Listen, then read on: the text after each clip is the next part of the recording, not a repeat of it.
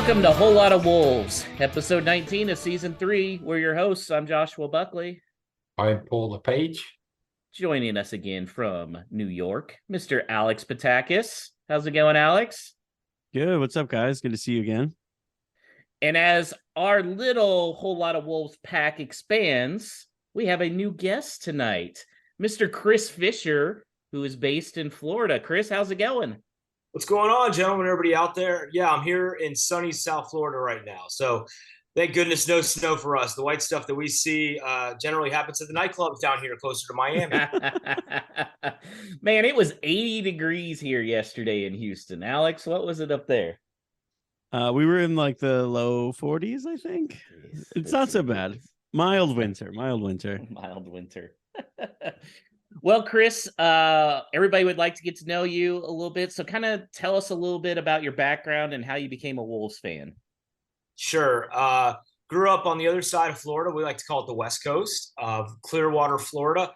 And in my youth, I played club soccer or football for the Largo Wolves that were named and dedicated after our favorite football club, Wolverhampton Wanderers. We had pretty much this same patch, same badge, and all our kits were the same for Umbro at the time as our beloved Wanderers. So that was really cool. My head coach pretty much taught me all about that club, and I fell in love with it, following it just from newspaper clippings and box scores as a kid. And, that love of kind of football and soccer and American football and everything in general, it led me to becoming a sports reporter for CBS. And I used to be a sideline reporter for the NFL on CBS. And most recently here in South Florida with NBC. So done some of got a chance to work alongside Rebecca Lowe and the two Robbies doing the pre and post-game shows and stuff like that. So that was a lot of fun. But it's fantastic to be able to sit here and have a chance to talk Wolves with you gentlemen, because it's the only thing I really listen to are the podcasts on Wolves, and it's awesome. Appreciate it. We're glad to have you. And your wife is English, so I know you guys had a fun Black Friday after Thanksgiving. Yes, absolutely. Boxing Day, as she likes to say. And big Tottenham Hotspur fan. She grew up in North London, right around the corner from White Hart Lane. So I have yet to be to the new Tottenham grounds inside it, but I have had a chance to be at White Hart Lane, and a very fervent fan base there. So like the fact that I'm a Wolves fan, it's kind of odd being in North London. That's for sure. I'm sure. All right, guys. Well, Alex, I'm sure you can just go ahead and put the E on the upload now for explicit, because it's going to happen. We had a lot of games. There was a lot of excitement, a great result against, Everton, an okay result against Villa, even Man U. There were positives. And then the Liverpool game happened, which we won. We won that game. And I've seen bad calls in sports. I have never seen I was trying to think, Alex, and maybe you can tell me. The closest I can think is the New Orleans Saints just getting robbed by the Rams on that pass interference call that should have been in the NFC title game. I'm stunned. We've seen the video now. Wolves, that third goal should have been onside. Paul, I was fucking furious the rest of the day. How about you? Yeah, Mike fucking Dean and all his cronies, I think it was, that you just get that situation where they haven't got the camera angle.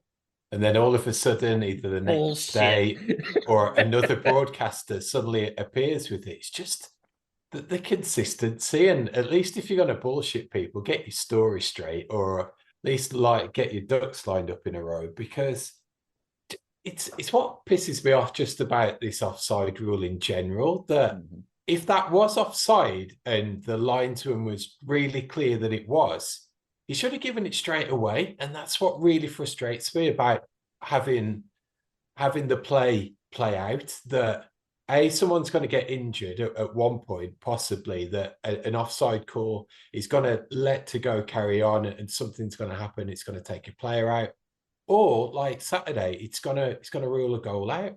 Now, if that had happened and it was the pass to Totti and that was offside, no brainer. Obviously, that's offside all day. But to bring it back to 2 passes before then, even, and they bring it back all the way to that, it's just it makes no sense. It disrupts the game. It totally scuppers the flow and sucks the whole life out of it. So I just don't understand it as a fan, how that can be even feasible. And Chris, you retweeted this. There was a great video of the referee pointing to the linesman to tell him to put the flag up. And then when the so-called, we don't have video angles, so let's go with what the linesman said, which he didn't even see clearly. I mean, have you seen anything like this in all the time you've been in sports? No, not in professional sports. And as far as, maybe in a college bowl game where you have a big school going up against a little school. But Josh, I know you're such a big college football fan that could you imagine Death Valley at LSU, Bama playing LSU, and they don't have a camera angle? You're talking about Anfield, which is one of the most prestigious football grounds in the entire world, and they don't have an angle on this. All the money that Liverpool has that they put into video production that we see on Twitter and everything else, they can't find a camera angle. It's such bullshit. And Mike Dean, who I do believe in the controversial factor of, look, we saw it with FIFA just in the World Cup alone, how dirty it can be in this game. Mike Dean living that close to Liverpool and maybe not wanting to hear it. And I do believe in the controversy quite a bit. I mean, the way that referees have to be protected when they leave the grounds, whether it is an NFL game, whether it's a soccer game or football game, it doesn't matter. There's a little bit to be said there that they do have a fear for their lives. And yeah, he was on the VAR call, so he was stuck in a booth all game. But, the referee pointing, I still think this is a top 6 club situation, and they got the better of it. I do look at, and I hate to say this because it is messy, I go back to the World Cup, and you look at some situations where it almost seemed predestined by Qatar to have Mbappe versus Messi in the final. And it seemed like a lot of things seemingly went that way when it came to referees. And it seemed to work out very well for Liverpool at Anfield. And look at Jurgen Klopp's post-match comments. I mean, he was almost at a loss for words. And the fact that he didn't want to admit too much because he thinks they got away with one. And I think the refs really screwed the Wolves on this one. And Julian Lopetegui's response on the sideline, the way that he just went after the referees, I mean, it's justified. Absolutely justified. Paul, I think what was most disappointing is it wasn't like that would have even been a fluky win for Wolves. Wolves absolutely earned that. I mean, went up on, just the absolute brain fart by Allison. But then they fell down 2-1 and charged back, took the lead, and were still playing for the win, which I love to see with Lopetegui. I think that's what's most disappointing for Wolves. It's kind of heartbreaking because they deserved it. Definitely. I was looking back and thinking about the game, and really I was struggling to think of the saves that Sarčić had to make versus what Alisson had to do. Like on Out-Nuri's one where he came through and shot straight at him, or even Guedes' shot from distance that he had to parry away. So I think as a performance, and especially away from home at Anfield with a lot of rotation, that they really showed up and they really played. And it was so frustrating that you get a lot of criticisms about that rotation policy, but when it actually works and shows you that, hey, we've got a squad, or we've got some kids that could come in and not look out of place for 90 minutes, or you could get the likes of Johnny coming back in and doing well, and even Raul being in a position to start, never mind his output. There were some positives there in terms of squad depth and what we can do if it all clicks. So personally, I don't think we're too far away from that happening. It was just a shame that wasn't a building block on Saturday, that a win and a path into the next round could have really built on. and we'll kind of get into the trends we're seeing from Lopetegui through these first few games, but we have to talk about the Everton game on Boxing Day. I was driving to Alabama and was in the middle of the interstate in Jackson, Mississippi, and nearly crashed my car because don't tell anybody I was watching the video while I was driving, watching the live stream. Chris, was that just that feeling watching that goal? Like, hey, this feels like a different Wolves team. Oh, completely. I mean, ever since Lopetegui has taken over, I just think he has not so much commanded respect, but I think the players themselves, seeing his resume, the stature that man has carried himself since he's arrived, the way that the community has grasped onto him. If you've seen some of the Twitter pictures and videos out there, it's just you were starting to see it in the play. And that, as Paul just said, I mean, they're kind of turning a corner right now. And it's pretty evident. It's not just in the style of play, but it's the attitude in which they play with. They're more aggressive. They're pressing. That style, we weren't seeing that with Bruno. And the simple fact was, early on in the season, these guys, not their health so much, but just their stamina wasn't there in the way that they played. And that has completely changed ever since the World Cup. So the way that they're playing under Lopetegui right now, the high press, attacking, even, Matinho, I mean, he's been rejuvenated all of a sudden, kind of being a quarterback out there. I think it's very exciting, and I think you're absolutely right, Josh. This team's not too far away from really really applying it on the field even more and picking up those 3 points as they go. How about you, Paul? I mean, that was a big 3 points. Obviously, the next 2 games only able to get 1 point out of them, but those weren't necessarily unexpected results. How excited were you to see just those 3 points and really a must-win game against Everton? It was at the time to come back into the program and have it kick off again. And it was a statement, not in a way that this is a whole new, brand new Wolves and they're completely different, because it wasn't perfect. And I think this new era, it's going to take a while to be perfect. But there was the subtle nuances, like having the substitutions at a proper time during the game and actually make a difference, and having a sub pop up with a winner, even to the extent that it may have been more of a defensive decision to say, well, let's go to 5 at the back and at least not come away with nothing. So to make that switch and then come away with a win was fantastic, I think, for his first league game.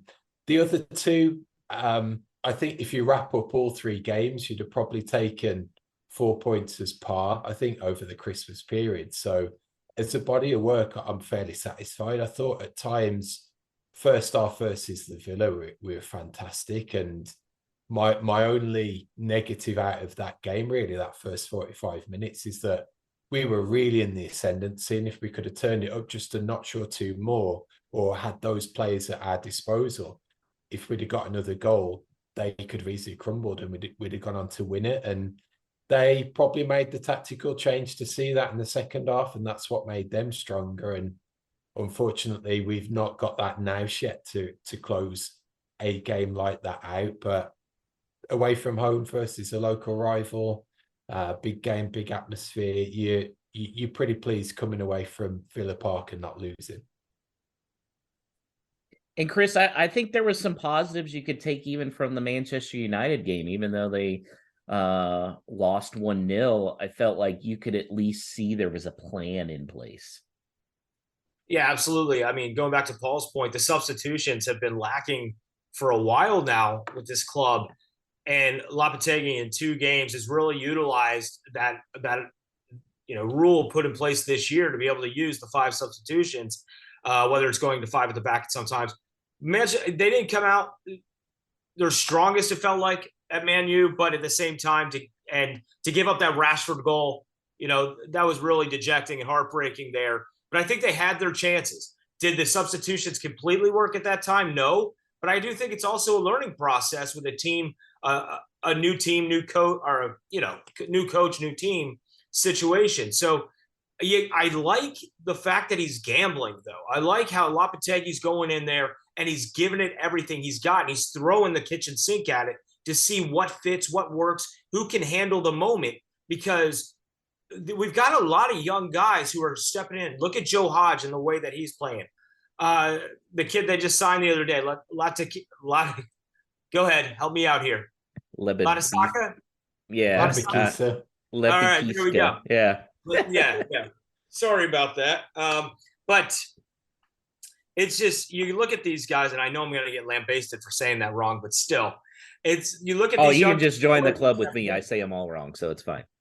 The way that these kids are stepping up and playing, and just the way, the veterans are stepping up and playing, it's been great to see. Manchester United, unfortunately, I think we should have earned a draw in that game. To walk away with a point would have been fantastic. But to be sitting with 4 points after these first 3 games, in the Premier League right now, coming out, it's not only needed, but it shows that we're trending. It wouldn't be a whole lot of Wolves episode without a mention of Adama. Alex, as a fellow Adama stan, do you feel like Lopetegui has finally been the one that figures out how to use him, where you bring him in at halftime and just let him loose? This is what I do in FIFA all the time, and it works great. So, I mean, look, I'm not trying to diminish how difficult it is to be a manager in the Premier League, but sometimes it's not rocket science. You bring the really fast, physically gifted guy on who can only really run at people when those people are tired. I think it's worked. He put a good ball in too against Liverpool. Nobody got on the end of it. It sounds silly to just be satisfied when he gets a decent cross in and there's no end result. But I think there's something there. And I think that he's probably actually weighing whether or not he should stay at Wolves, and is probably going to let this ride out a little bit longer with Lopetegui, because maybe he can rejuvenate him. And all of a sudden you're a key piece of a top half of the, table team in the best league in the world. He had a great ball in against Everton too. That Diego Costa almost screwed up, but he didn't. Paul, I mentioned during the Liverpool game that seeing Adama play defense really shows the impact Lopetegui is having already. Did you kind of think that as well? I think bigger picture, it's been really fascinating to see, and quite refreshing that he's also experimenting with formation.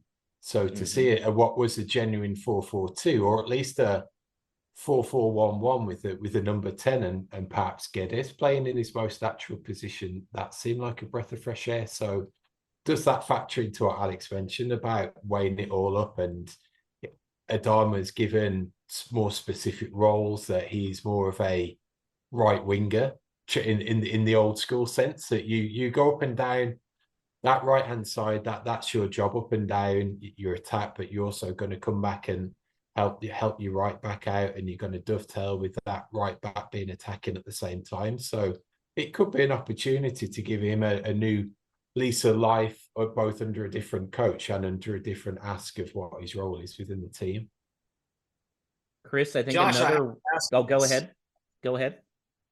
I'm a huge Adama fan. Okay. Probably my favorite player in the entire world, honestly. I look at him almost like not just a linebacker or a running back. I mean, he's kind of like a tight end. I mean, he commands 2 people all the time. He frees up everybody else, whatever attackers out there. He's just a unique player in the world's game. And I don't understand why people don't like him. I mean, I understand, like you said, about the defensive aspect, and now he's starting to show it, but he's just a freak. And when you have that type of athletic talent, I don't understand how people don't respect him. I have my thoughts on why people don't like him, but I'll leave that for off podcast. Yeah.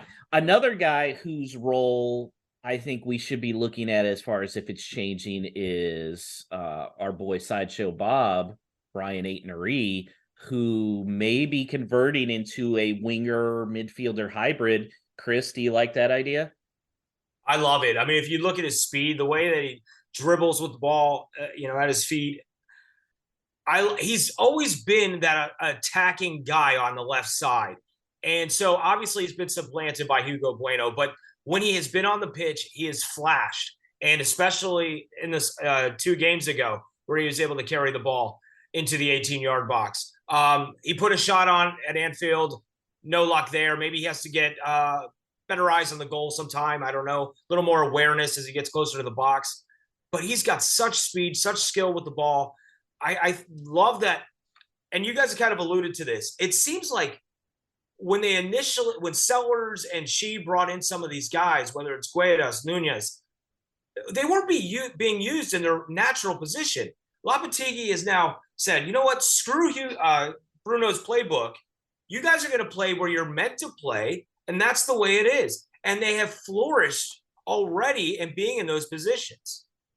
And Ryan Agnori's, I mean, getting back to your question, he's one of those guys, yes, he can expand his game a little bit because there's so many different elements. He seems like such a smooth runner when he's playing on offense. It's really fun to watch him. Paul, do you think he's going to give Neves a run for his money for best hair now when he's gliding on offense? Or is that still Neves's to lose? Yeah, definitely. You can't touch that man bun and the exquisite protection of that footballing brain that it brings. So, yeah, I'm a Neves guy when it comes to haircuts. Yeah. Do you like Aitnery, though, playing exclusively on the offensive side? Again, breath of fresh air. I think being able to take a fresh look at players and see the talent within the squad and where it can be best utilised. And they may have, not through accident, but all of a sudden discovered that you've not got a 20, 30 million pound left back, but you've got a 40, 50, 60 million pound attacking left midfielder. So I think the opportunity it gives for more flexibility within that team, even if he's got more of a defensive mindset, playing as a number 7 on the left with a more attacking traditional winger on the right, just to give that balance, but have the opportunity to pick up the ball deeper with his close control, beat a couple of players and bring it through and lay a pass off potentially. I think it's phenomenal. It doesn't look like he wouldn't say he's the quickest in a one-on-one sprint, but put the ball at his feet, he's deceptively quick with that skill and the turns that he's got at his disposal. So utilised in the right way, he could be a real surprise asset that no one's even picked up on. And Paul, do you really enjoy seeing Matthias actually in his proper role as well in flourishing? But with that said, can him and Neves still work in tandem together? For the first part, definitely. There's nothing better than having a player with his skill set pick up the ball, look up the pitch and drive forward. He's got really good retention of the ball. He's comfortable being pressed. He retains it, either beats the man or he's able to knock it off.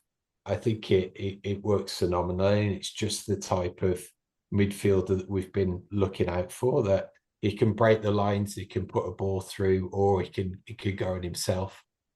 As a 2, I'm keen to see it. Now, it really depends what the formation is, but I definitely see there's potential for a 4-4-3 with Neves the more defensive-minded, Nunez the more complete midfielder, and that attacking midfielder that currently Moutinho is taking up that role. Now, long term, we know that's not feasible, that's not tenable based on his age, and even I don't think we can get 90 minutes out of him at the moment in terms of the work that role needs to do in terms of pressing and supporting the attacker. But I definitely think there's a balance there in a 4-4-3. I definitely think there's a balance even with a 4-4-2 or a 4-4-1-1, where we're potentially more attacking that way, and Nunez and Neves are in there as a midfield partnership. Chris, is there anybody else that you've seen so far that you've been impressed with under Lopetegui? Any guys standing out? I think Toti Gomez has really stepped up and impressed, coming in, as that 5th guy on the back line there, kind of lent support late in the game. But not only, I mean, it should have been a goal. We all know it should have been a goal against Liverpool, but he's really impressed, I think, a lot of the fan base as well, because he's been getting a lot of upbeat thoughts, if you will, on social media. He stepped up. I'm trying to think who else. Guedes, okay, Giancarlo Guedes has really stepped up lately. I don't know if it's because he's playing more of a natural position. Like you said, Allison gifted him a goal the other day, but he kept going. And that's been the thing with him. He has not seemingly been interested, but he was the one who continued on with the play against Liverpool. So you're like, okay, maybe he was unhappy in the last regime, and now he's finally figuring it out. So I think Guedes and Toti Gomez really, and Ryan Atnori, have really been the three guys who've been shining with Julian Lopetegui. And I mean, back to Nunez, yes, of course. But so many guys have. It's been impressive. I do think it's very safe to say that our number 9 problem is as strong as ever. Costa and Raul both look cooked, and I hate to say that about Raul because I love the guy. We did see Cunha come in, which we predicted 100% there, Paul. Good job. Do you think he's going to be the answer there at the number 9 role, or is he going to be playing a little off the ball? I see him as a number 9, and I think the flashes that we've seen him in, there just looks like there's a player there, and it's not. He won't click straight away. He's got to get up to speed and everything. But I think as soon as he's ready, he's going to start. He may get a lot of minutes this week, and with potentially Saturday in mind, that he starts to build up those minutes. But I see a number 9 there, not an out and out Raul type mold, but I definitely see someone who's got the skill for it, got a turn of pace. He's in and around where it matters, and has got some potential to link up with the players either side of him, which I think we've been lacking most recently. Yeah, we saw that a little bit with that second goal against Liverpool with his nice little give and go to Hwang. Chris, do you think Cunha is going to be the answer there, or do we still need somebody else before the window shuts? No, I think we need somebody else. I think Cunha, he definitely he flashes that he could be a number 9, but at the same time, I think we needed that taller presence. Sasha Kalidas was supposed to bring. I think we need that guy who could be on the end of an Adama Traore cross, a more dominant physical presence in the box, especially, on set plays.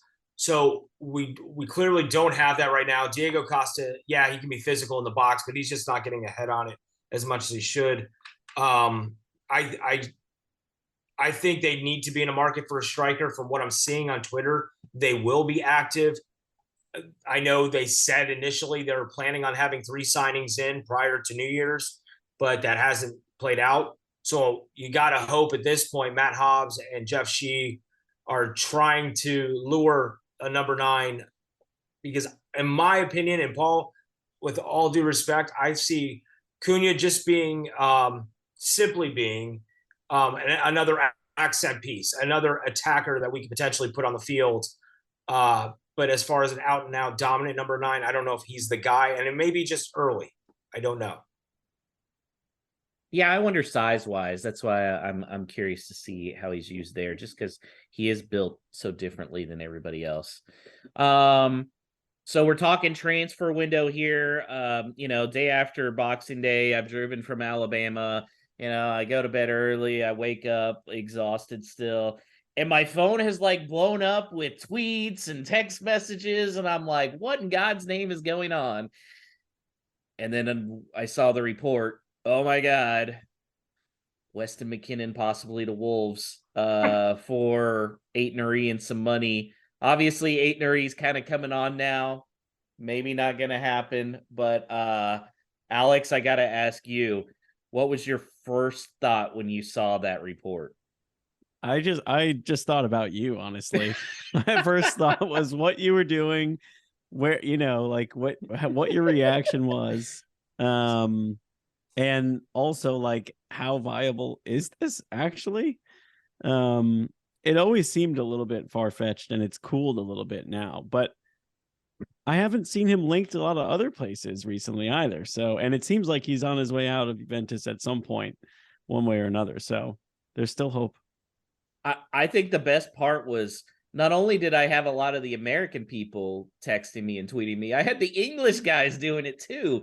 Stu over there at the Fancast was sending me, I hope you're sitting down for this. Paul, what are your thoughts? It's probably just a pipe dream for me still, isn't it? Just not necessarily him being linked, but I think we have turned into Fort Knox under this new regime of the front office. So with any of these rumors that have come out, we're always in there as somewhat of an afterthought. It's like, oh, and also Brighton, Southampton, and Wolves, like we're just thrown in there. They're really, since Cunha, there hasn't been anything that's come out to really put some substance on a name that is possibly coming. I think the only other one is potentially the striker at Coventry, who I think the Express and Star have put some weight behind that. So is he one of those deals that there's potentially something lined up with his second or third choice, be it behind someone else? I don't know, but I think we're going to see some more action in this window for definite. So it's going to be interesting to see what plays out. But I think there'll be more surprises and more stuff happen quickly overnight than we've been used to more recently. Chris, between the two of us, who would be the first one that would order the Weston McKennie jersey if he got signed by Wolves? Actually, I think I could definitely see. Let's see here.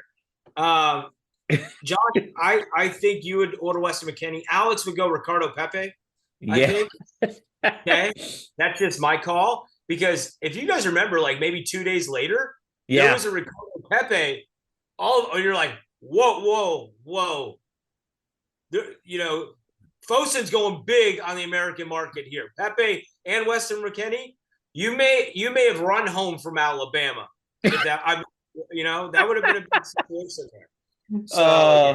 So I already have hashtag Weston to Wolves. I was trying to think of Pepe. I put one out there, but I wasn't happy with it. But then I thought Pepe to the pack. Hashtag Pepe to the pack. So that's what we need. Weston to Wolves, Pepe to the pack. Chris, I know you got like 18 Twitter accounts now because all of them get hacked. So maybe with one of them you can. Hell yeah. I think it's been talking so much shit, really, to other fan bases, but that's why. It is pretty glorious seeing you after games talk to people. It's like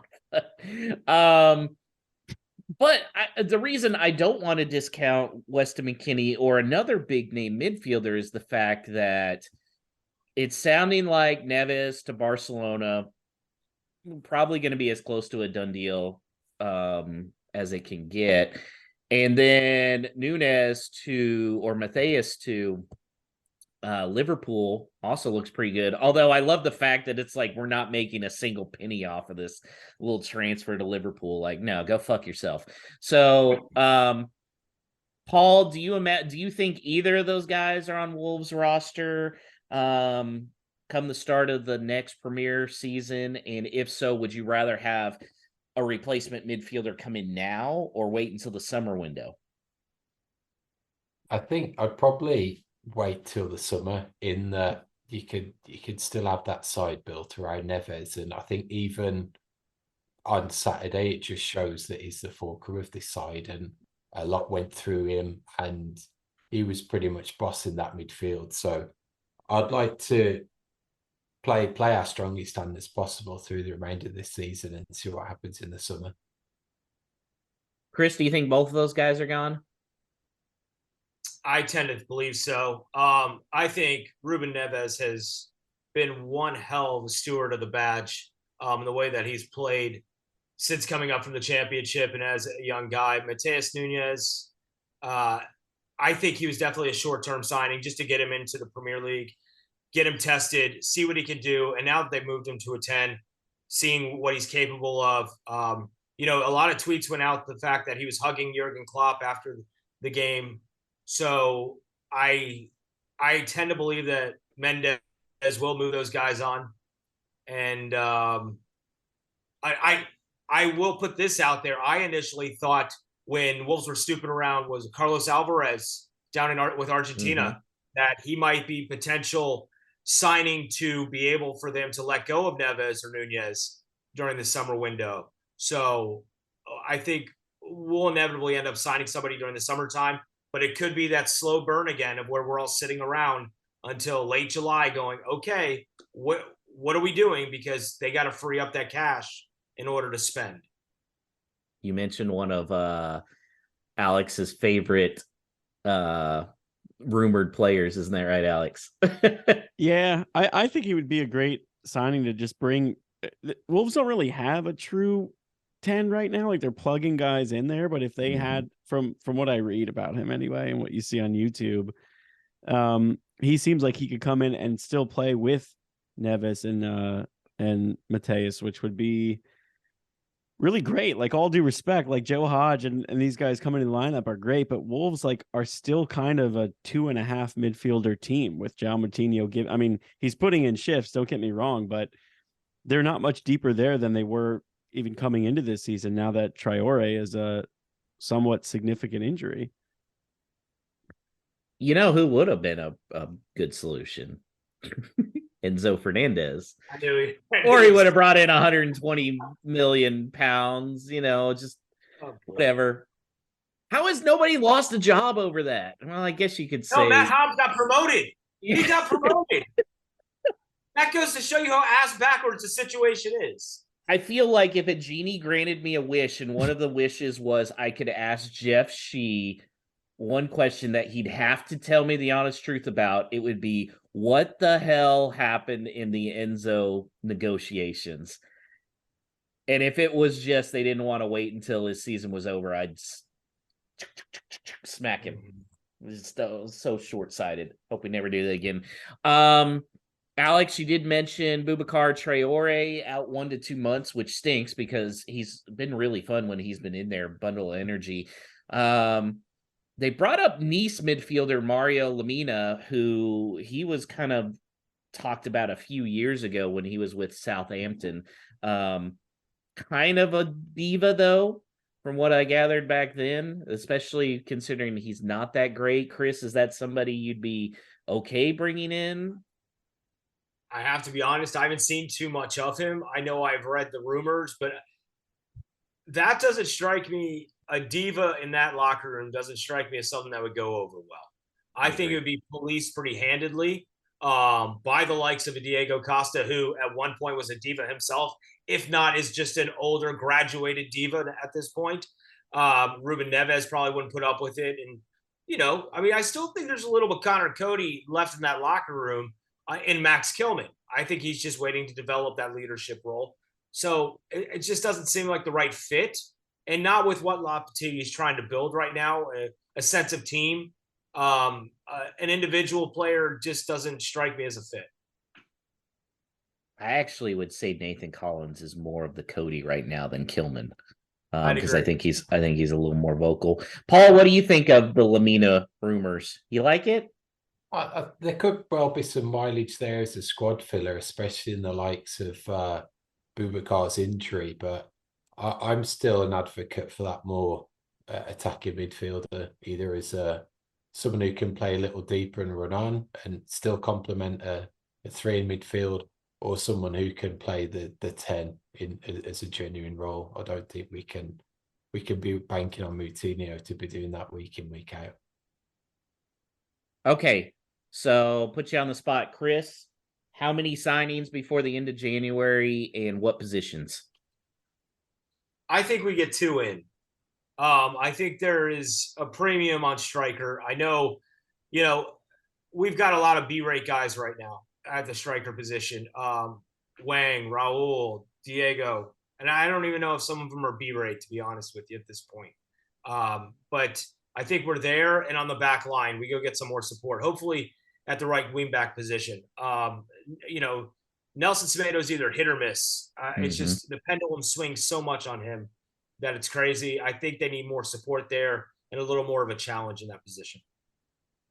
Talking Wolves did link to a report that said Wan-Bissaka is still hopeful for Wolves on a loan, so that would be exciting. Paul, how many signings? What positions? I think the optimist in me says 3. I really want a veteran at centre back that could come in and challenge Kilman and Collins for one of those berths, that is able just that they can learn off and be a guide for them to kick on and form more of a partnership that way. The flip side of that is whether, and we've not yet seen it, but is Lopetegui that good that he can iron out the mistakes that both of them have got? Because they're both very young, with Kilman young in games being the path that he took, and Collins young in age. I'd still be tempted to invest in someone who could bring some solidity there. I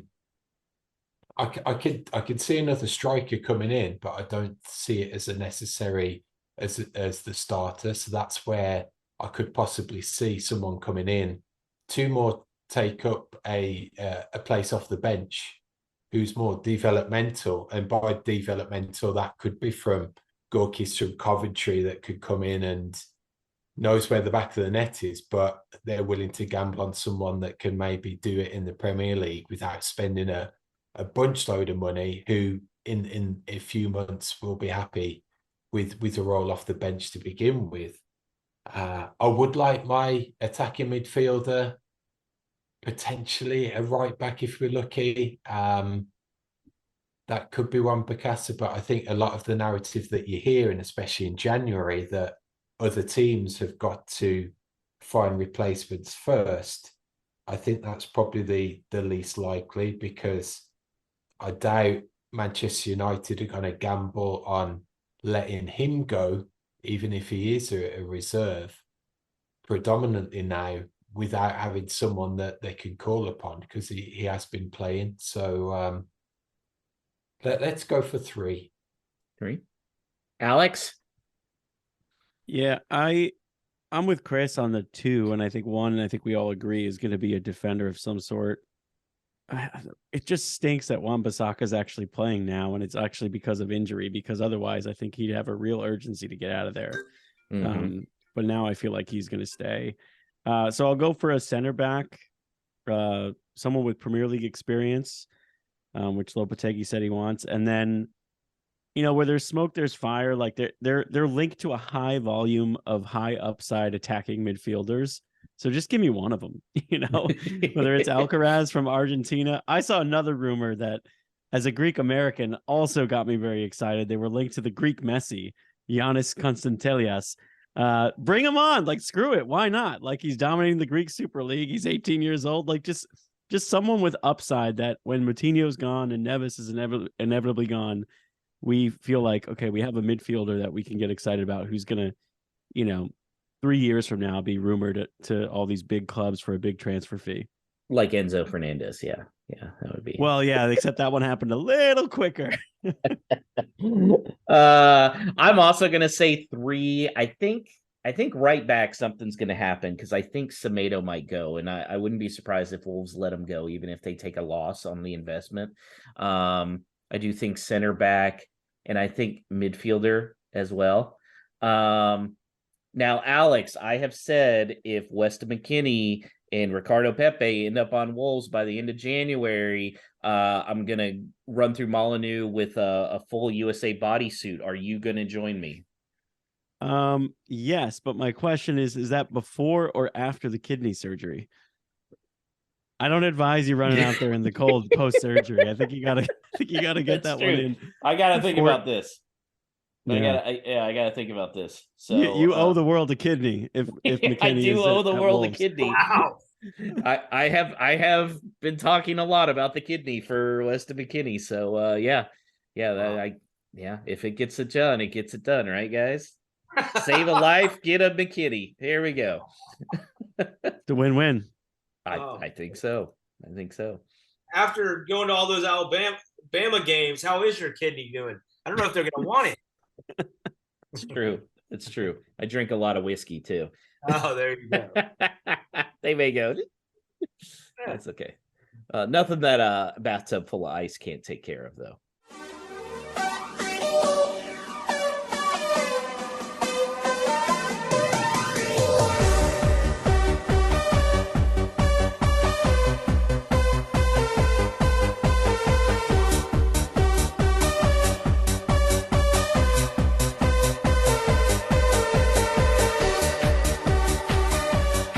And here to help us preview Saturday's game against West Ham from the West Ham Way USA podcast, it is Brawley Darbon. Brawley, how's it going? We've been better. I've been better, but hopefully things are starting to turn back around. But as for me personally, doing well. Thanks for having me on. I really appreciate it. Yeah, not a problem. So you guys are kind of in a similar situation to us. It sounds like Wolves are going to try and buy their way out of relegation. Can we anticipate something similar from West Ham? I would anticipate our money was spent in the summer. We spent close to 200 million pounds. I think it was something like 160 something million pounds. We were like the 6th biggest spenders in the world in the summer.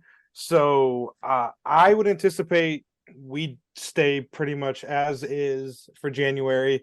I think we've betted in too many players probably as it is, and that's one of the reasons David Moyes is struggling so much.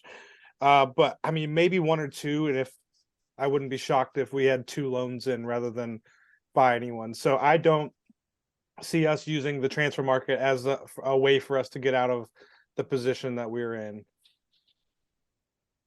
You just mentioned Moyes, his struggles then, Brawley. Yeah. How hot is his seat, both in your opinion and what do you picture the general consensus amongst the fan base? There's no denying that David Moyes has done an incredible job here for us. In the fact he's had 2 stints here with us now and kept us up the first time, kept us up this most recent time, took us to Europe consecutive seasons, and now we are massively struggling. I would say the consensus among West Ham fans is probably 80-20 want him to go, and I fall in that camp. It's just I don't know what it is about modern day football, but it just seems like the shelf life of a decent manager is about 2.5 years. And after that, it just starts to go stale. And I just think we're at that point with David Moyes now where the training is getting stale. You know, the same voice in the dressing room is getting stale and old. And it's just gotten to a point where it's probably time to move on. Now, I'm not saying it's impossible for him to turn it around. I just think that he doesn't do himself any favors either. I mean, we play such defensive, I don't want to say boring, because I mean, we were good on the counterattack, and that was what made us so good in Europe. All that is gone. Now we just set up not to concede goals, and we're not scoring them either. So that becomes a problem. And especially when you spend 40 million pounds on an Italian international striker, it's Italy's number 9. We can't seem to get him going or feed him the ball. We have Brazil's number 7 and Lucas Paqueta. I think we're finally just starting to get him going, which is good. But when you can't get a tune out of so many players, and there's a history. I mean, we had Sebastian Haller 3 years ago, and David Moyes couldn't get a tune out of him either. It seems to be a recurring theme that if you get big names, big personalities, Moyes cannot seem to get the best out of them. And that, for me, is the most alarming thing and why I think it's now time to move him on and get someone else in the door. So I know I'm long-winded in my answer, but that's kind of the way of thinking. As far as the board goes, I think the board backed David Moyes massively. I also think they're kind of skint from the money that we just spent in the summer and don't really want to pay someone off early as well. So I think they will hold off until the very last second if they are to sack him and bring someone else in. That's kind of where I think we're at right now. I don't see David Moyes leaving anytime soon. If we lose to Wolves and we lose the game after that, I believe is Everton. If we lose both of those games, if I'm the board, I'm seriously having just to pull the plug. I mean, that's 6 points you've now just dropped to relegation equals. I mean, the people that are down there, teams that are down there in the relegation. So I would hope the board would make a move if we lose both of those games. But whether that'll happen or not, I'm not sure. So unlike Wolves, you guys fielded a pretty strong lineup in your FA Cup match, which was a 1-0 win over Brentford. Just curious if one, that was unexpected, and two, if you thought that was the right move given the league position. Are you up for the cup? Yeah, that's a good question. Was I surprised? Not at all. David Moyes has to save his job, and I think that is a somewhat small statement. I mean, Brentford basically played their B team, so the fact that we won, not a surprise. Are we up for the cup? So people forget we're also in the last 16 of the Europa Conference League that we're still in. That will pick back up, I believe, in March. That we actually have a strong chance of going to win. I mean, we could, in theory, get relegated and qualify for the Europa League next year, which would be madness, and something that relegation would. I genuinely, I really don't think that we're going to get relegated. I'm just going to put that out there right now. I don't think we're going to get relegated. But does the cup game? I would say if it was the League Cup, I would be wanting to get out of pretty much ASAP. That's a competition we don't really need to be in. I still find the FA Cup very magical and just something. And we haven't won a trophy since 1980. I mean, it's been what is that?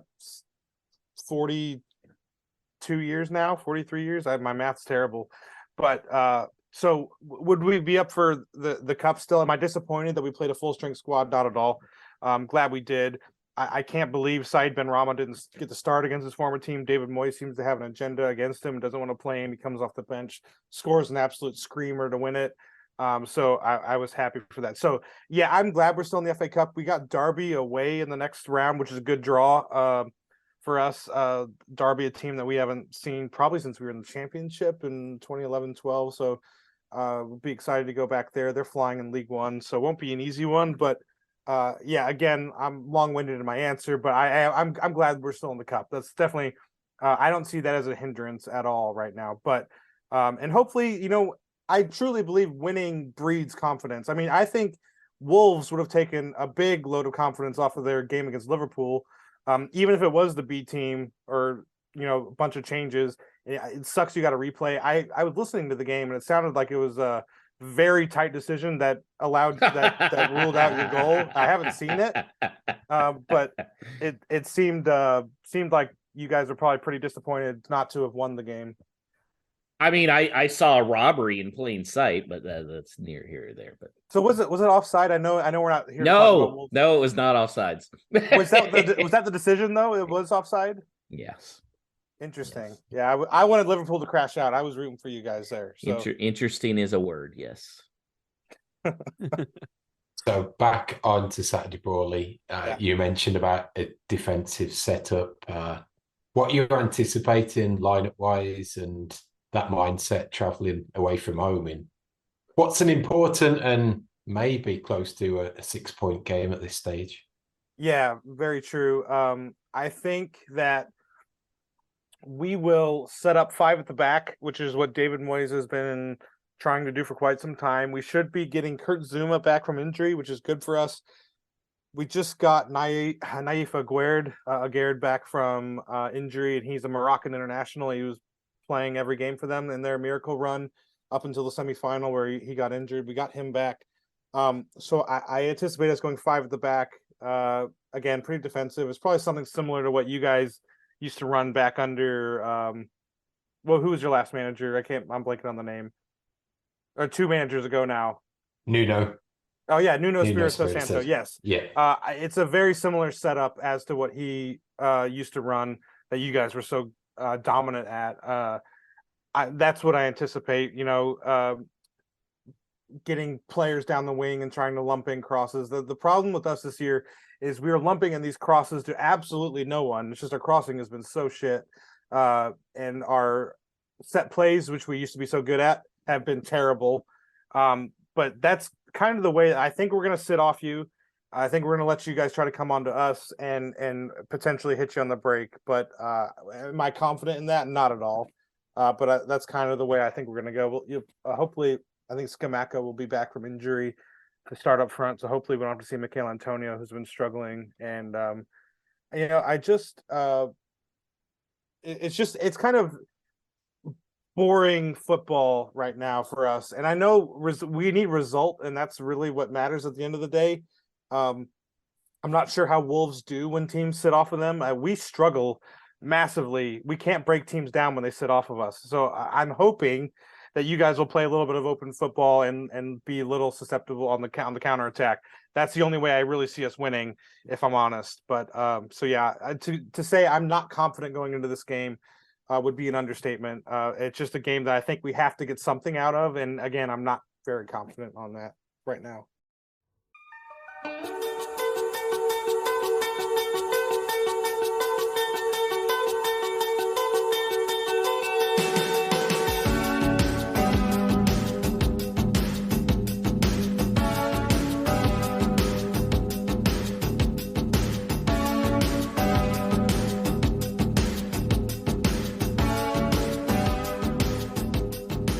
All right. Well, thanks to Brawley Darbon from West Ham Way USA podcast, getting us ready for Saturday's game. Of course, we do have a game on Wednesday. It starts at 2:45 p.m. Eastern, 1:45 Central, and it's another cup game, this time the Carabao Cup, quarterfinals against Nottingham Forest. Paul, what kind of lineup are we going to see? Are we going to see Wolves going full at trying to win this thing? I think we'll be a little stronger than we were on Saturday. I could see Sarcic keeping his place in goal, but I could see Semedo coming in for Lembikissa, even though he did well. I think just the quick turnaround in games for a youngster, that'll be a little too much to handle. So I could see him coming back in, maybe the centre-half pairing staying. So I think it could be similar to Saturday, and hopefully a similar performance. Chris, we have a pretty good draw here with Nottingham Forest in the quarterfinals. Do you think that makes it hey, let's go for this? Yeah, I think so, especially being against Forest, a team that we're battling down in the relegation zone, just to prove that we're the better club. And in particular, to give them some incentive to play, something to play for, a trophy. I know, obviously, staying up in the Premier League, that against West Ham, the match coming up, that is more important. But I do think coming off the game, the loss or the draw at Liverpool, I think it's going to be a hungry club. I really do. They're pissed off. They're going to go in there with something to prove. And the fact it's against MGW, I know, that still means something to those guys. Seeing the payday that he got, I still think it means something to them. And I expect them to come out with a head full of steam in that game. And I think they walk out with the win. It's interesting. Yeah, I always wonder what kind of effect he has, just because he didn't seem like he was the most well-liked guy in that locker room. But that is interesting, bringing the pay into there as well. Paul, you mentioned who you thought was going to be in keeper. Do you think Saw should get that opportunity instead? Or just because it's a cup game, go with the, what is usually the norm, which is the backup? Yeah, I think so. Again, giving credit to the guys that have got him to this point originally. And then specifically for a goalkeeper, that the more games you're able to play, then you're a little sharper, you're not so rusty. So back-to-back starting for Sarcic, I think could do doing quite well. I think it should also be considered like FA Cup's going to be tough. They still have to beat Liverpool a second time. Wink. And then the next one's going to be against Brighton. Just horrible draws in the FA Cup. So I say, yeah, take advantage in this cup while you have a chance. And then the big game on Saturday, which is going to be at 10 a.m. Eastern, 9 a.m. Central, against West Ham. Paul, this is near and dear to us because it's the Nick's Place derby. Is this a must win, Paul, or at least got to get a point?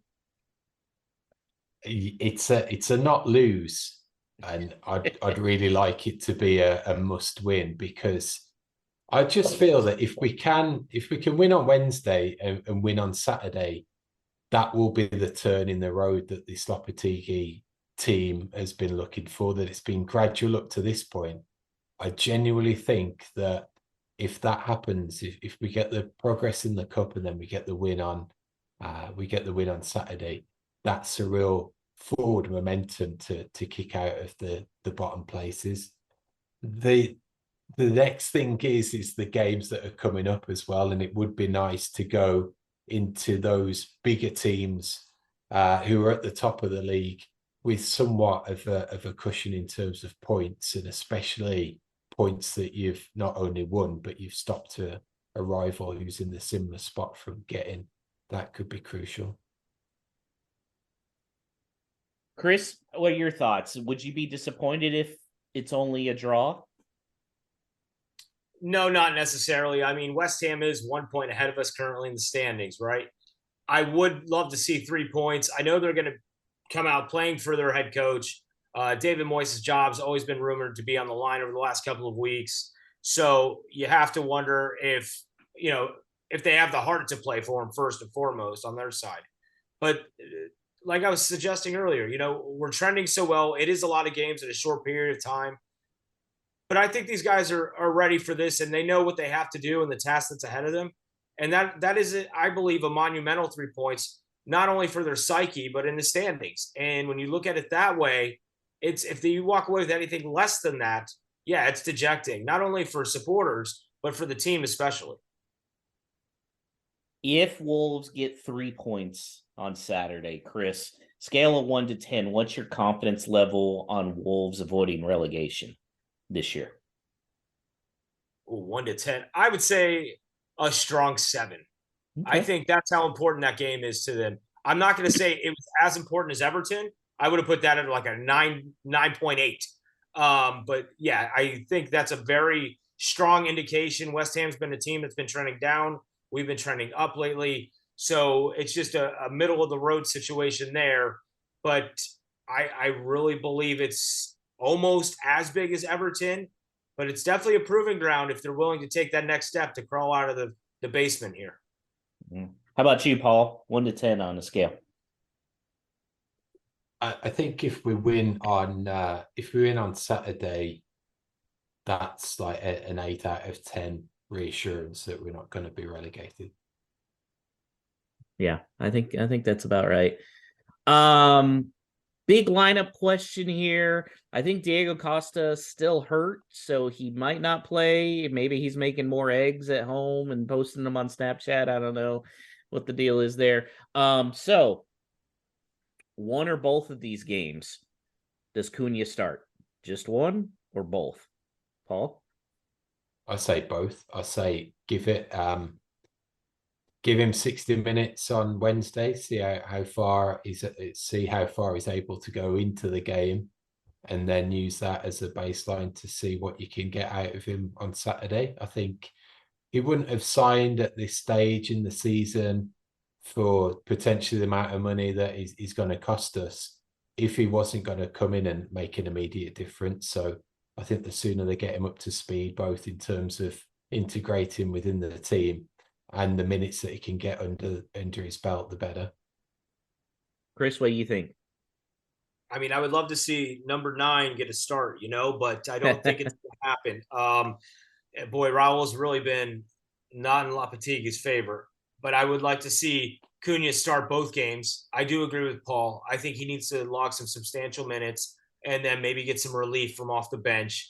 That 60 to 70 mark, that would really, I believe, be a nice situation to see where he is with his how he handles the physicality first and foremost in playing in this new league, and how well he connects with his guys up front. But ideally, Cunha starts both games for me. I think back to your point about Raul, what's been overlooked a little is on Saturday, that was the first time that he'd started a game since when? Preston in the League Cup in September, September time. That's a heck of a long time if you think about it. So I think people may have had the somewhat wrong thinking that he's been fit all that time, which he obviously hasn't been. He's come back from an injury, and it's definitely one thing to be match fit. It's a whole other thing to be match sharp, and I think that's what was really missing on Saturday from Raul, that he's fit to start, possibly now, but he's not got that match sharpness. So will that come back? I think everyone would love it if it does, but I think that's getting overlooked a little at the moment in terms of his role within the team, role within the squad, and what the expectations of him are through the end of the season. By the way, Paul, how nice is it to look at the bench and go, I know some of these guys are going to come in at the 60th minute to make an impact. Oh, Yeah.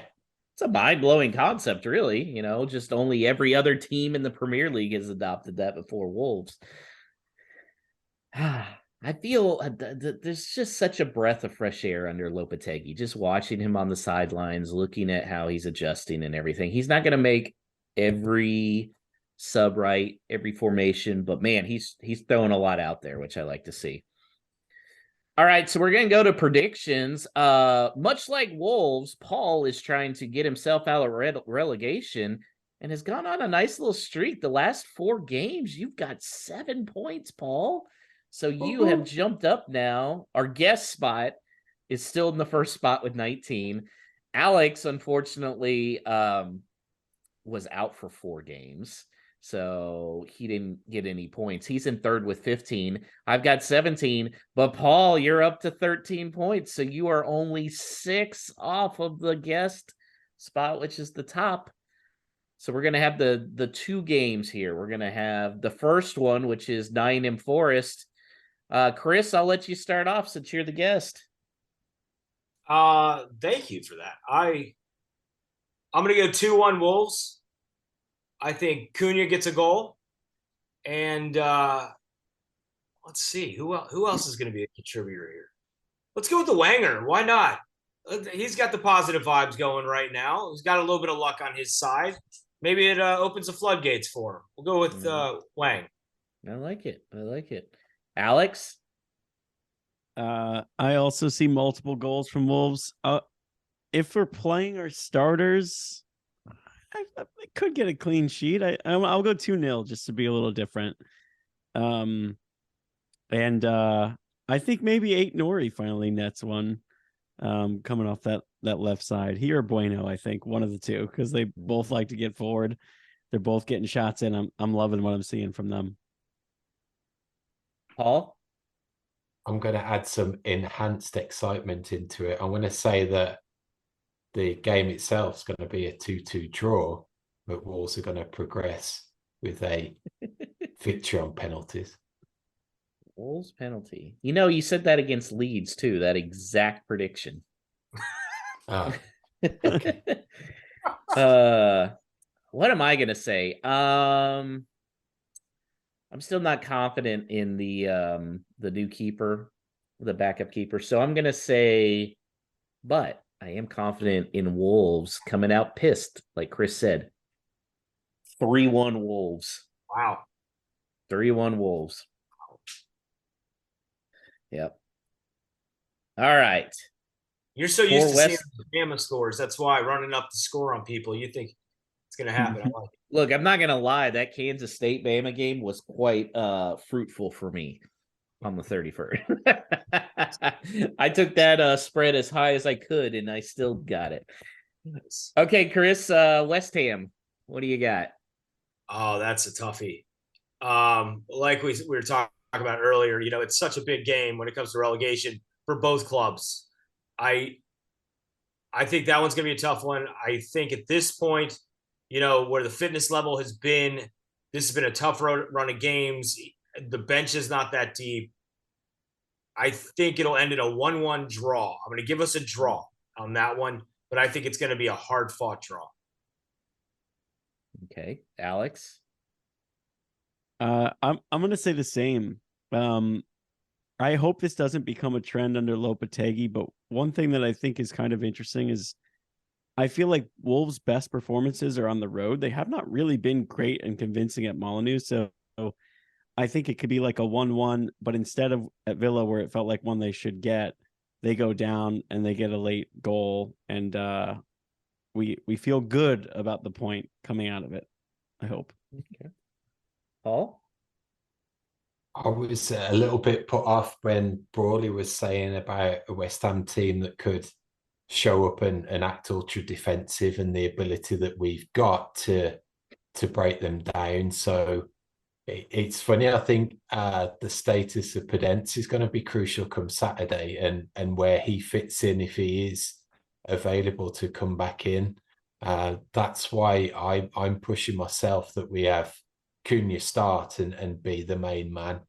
I'll add to. I think if we score first, we're gonna win. I'll back us. I'll say we're gonna win 1-0. Paul, you're stealing my prediction. I was also gonna say 1-0, and I am gonna say 1-0. I think it'll be. I think it'll be late too. I think Wolves will kind of turn up the gas, looking for that point. A little bit late for it. All right, Alex, what do we have for no stupid questions this week? Couple good ones this week. You can always tweet your questions for no stupid questions into our show Twitter account, WLW Pod on Twitter is where you find us. First, we'll start with Michael Moser, who simply says, can you explain the FA Cup? Since I'm new to football, I'm not sure exactly what it is or really anything about it. And it was a great question. I talked to him as well because he was like, wait, there's 2 cups? So, Paul, do you want to explain what the 2 cups are? Sure. So FA Cup is the Football Association Cup. That's what the acronym's for. And that is the whole pyramid of English football, even into the amateurs that you play on a Saturday and you go to work on a Monday. So I think qualifying for the competition would start something crazy in July, yet the professional teams don't come into it till later, and then the top tier teams don't come into it till the start of January in what's the 3rd round. You got 2 previous rounds that come before that, and then a whole bunch of qualifying just to get into the official cup as it is. So it really is. It's open to anyone really in the Football Association pyramid, that you could be a non-league team that plays on a Saturday. You could go on a miraculous run and end up playing Manchester City in the 3rd round. So that's why they often say that the magic of the cup, there's often a Cinderella story of a lower league team that goes on a miraculous joint killing run and ends up in a quarter final or even a semi-final sometimes. So it's got the mystique that on any given Sunday, someone can win it. What League about Cup the Carabao Cup? Yeah. Carabao Cup is what was used to be known prior to the lure of ghastly sponsorship from all these crazy names that no one's ever heard of. That is a cup competition solely for the professional teams. So that starts out from really the League 2, League 1 teams, Championship, Premier League teams. Again, now there's some differences about when a Premier League team comes in and starts the tournament, and I think Europe can factor in on that as well now. But that's along similar lines, that you could be playing a team from a lower league, and there's still opportunity for them to knock one of the big guns out and progress. So both of those offer a route into qualifying for Europe as well. So it's not as prestigious as it once was in terms of there isn't a Champions League qualification attached to them. But I think the FA Cup brings about a Europa spot now, and the League Cup would bring a conference berth. So there is still definitely something to play for the likes of Wolves and those teams in the Prem, that if you can avoid the big guns until the semi or the final, you've got a good chance of winning a cup, which we haven't done like West Ham since 1980. There can be a chance to actually win some silverware and get ourselves back into some sort of European competition. Sticking with the cup theme, Steve Young asks, what's more likely to happen, Wolves winning the League Cup this year or an official apology from the FA after that farce at Anfield?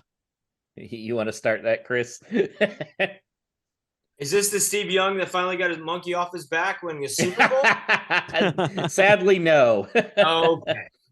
Yeah, I'm gonna go League Cup. I don't think there's any chance in hell, or unless a miracle happens, that the FA is gonna send out a letter of apology.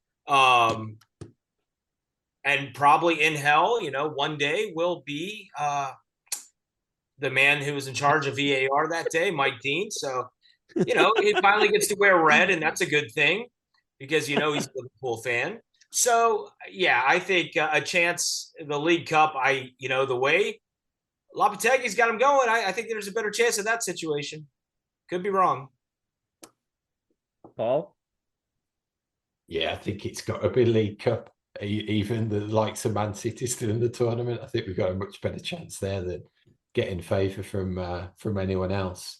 But I think that's where we are in the competition. Really, it's a case of avoiding the biggest team till the final and seeing if you can get some luck on the day. But then the semi-final does go to 2 legs, so you play that game both home and away. So who knows? It's not like it can be decided just over 90 minutes. So let's go for a cup. All right. And then the final no stupid question for this week from Todd DeWitt. You can put Diego Costa into any horror movie. Which one do you pick and why? It's absolutely The Mummy, because I'm pretty sure he's dead. Oh, wow. I was going to say, I know what you did last summer, because we do know it was party and lounge until Wolves called you in September and you're like, oh shit. It could also be The Blob. I don't know. I've got I think he looks a little like, well, he doesn't really, but this is the angle I'm taking.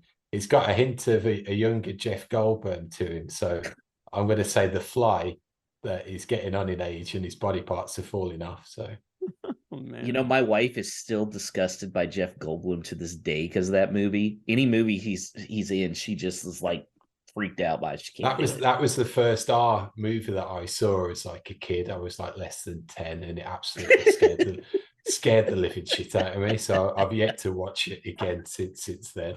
So that mentally scarred. Chris, what do you think?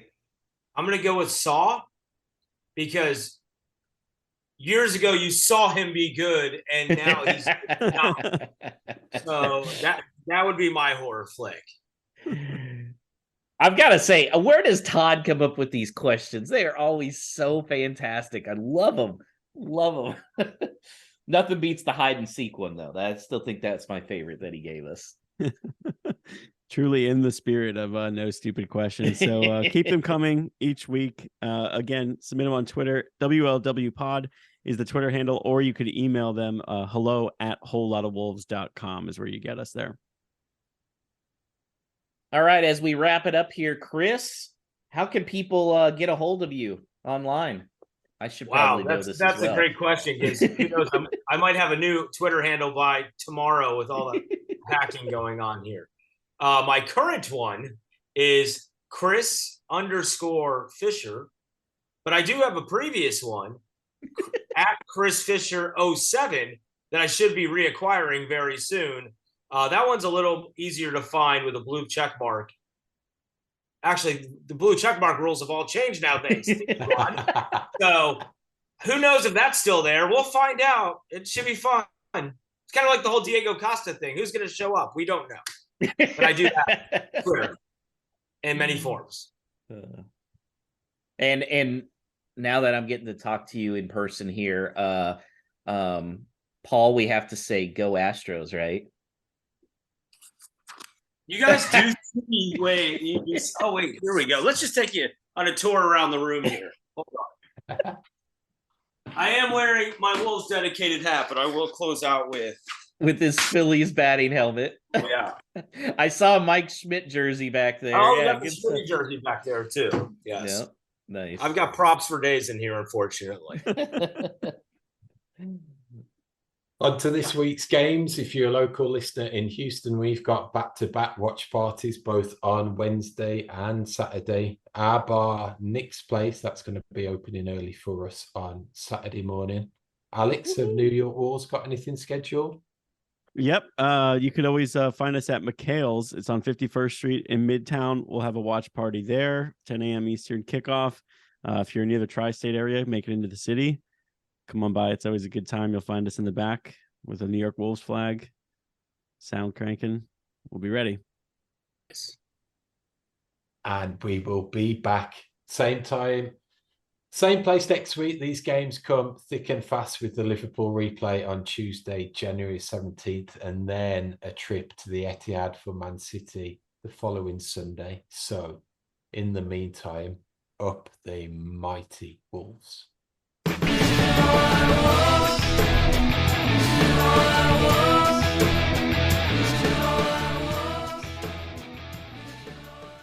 Whole Lotta Wolves is self-funded, so if you're interested in sponsorship opportunities as a way to reach a niche audience, email hello@wholelottawolves.com for our sponsor packages. Just want to make a contribution as a listener who enjoys the show? Then head to buymeacoffee.com/WLWpod. That's buymeacoffee.com/WLWpod. We greatly appreciate any contribution. Up the Wolves.